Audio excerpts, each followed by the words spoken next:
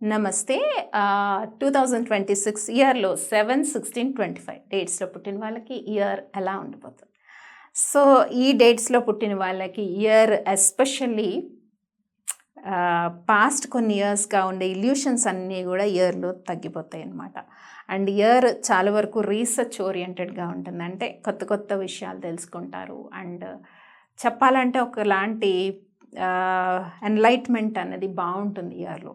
So, కాబట్టి year ఒక రకంగా పాజిటివ్‌గానే స్పిరిచువల్‌గా ఉంటుందని తెలుసుకున్నాం కాబట్టి ఇంక అందులో ఇంకా టెన్షన్ పడాల్సిందేం లేదు. సో, కొత్త కొత్త విషయాలు తెలుస్తుంటాయి. ఏ విషయాలు తెలిసినా పాత విషయాల నుంచి మ్యాక్సిమమ్ ట్రాన్స్‌ఫార్మ్ అవుతారన్నమాట. ట్రాన్స్‌ఫార్మేషన్‌కి ద బెస్ట్ ఇయర్. సో, ఏవైతే ఓల్డ్ సైకిల్స్ ఉంటాయో అవన్నీ మీరు కంప్లీట్ చేసుకోండి. న్యూ సైకిల్‌లోకి అడుగు పెడతారు ఇయర్‌లో. కాబట్టి న్యూ సైకిల్ కాబట్టి ఇది.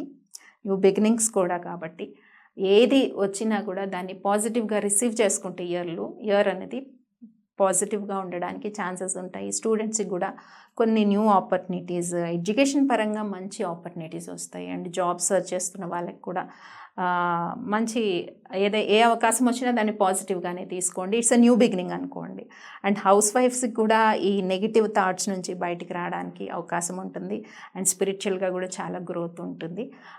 తర్వాత బిజినెస్ స్టార్ట్ చేయాలనుకున్న వాళ్ళకి ఇయర్‌లో maximum June month, April, September ఈ మంత్స్ అన్నవి పాజిటివ్‌గా అనిపిస్తాయి అన్నమాట. అండ్ లవ్ విషయాల్లో కూడా చాలా జాగ్రత్తగా అడుగులు వేయండి. ఇన్నర్ జస్టిస్ని ఎక్కువ బిలీవ్ చేసి స్టెప్స్ వేయండి.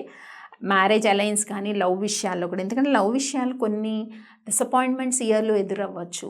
అండ్ బిజినెస్ ఆపర్చునిటీస్ కానీ, బిజినెస్లో ప్రాఫిట్ గెయినింగ్ కానీ, స్పెక్యులేషన్ కానీ ఇలాంటివి డిసప్పాయింట్మెంట్స్ ఇయర్ మధ్యలో అనిపిస్తాయి.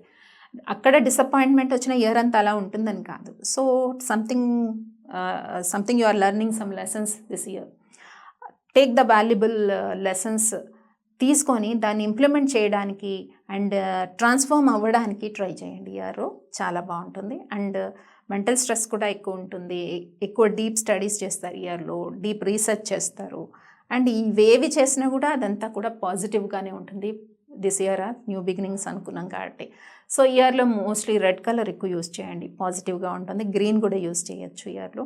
సో గౌరీ అమ్మవారి స్వరూపాన్ని ఏది పూజించినా కూడా పాజిటివ్గా ఉంటుంది. చూద్దాం ఇయర్ టారో 7/16/25 డేట్స్లో పుట్టిన వాళ్ళకి టారో ఏం చెప్తుంది ఇయర్.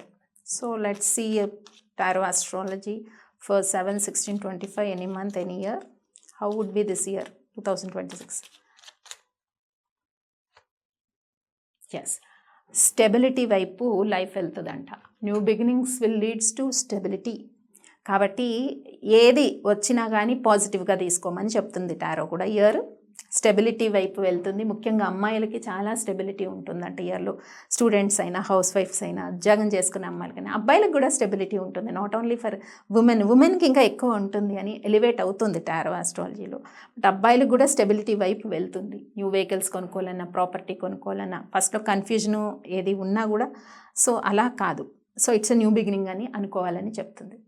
సో ఇవన్నీ కూడా ఇంప్లిమెంట్ చేయండి. అండ్ 7లో పుట్టిన వాళ్ళు మెయిన్లీ నేమ్ కరెక్షన్ చాలా ఇంపార్టెంట్. ఈ 7 డేట్స్లో ఇయర్లో ఎవరైతే చిన్నపిల్లలు పుడతారు, న్యూ బార్న్ బేబీస్, వాళ్ళకు కూడా నేమ్స్ అన్నీ కూడా నేను ఇస్తూ ఉంటాను కరెక్ట్గా.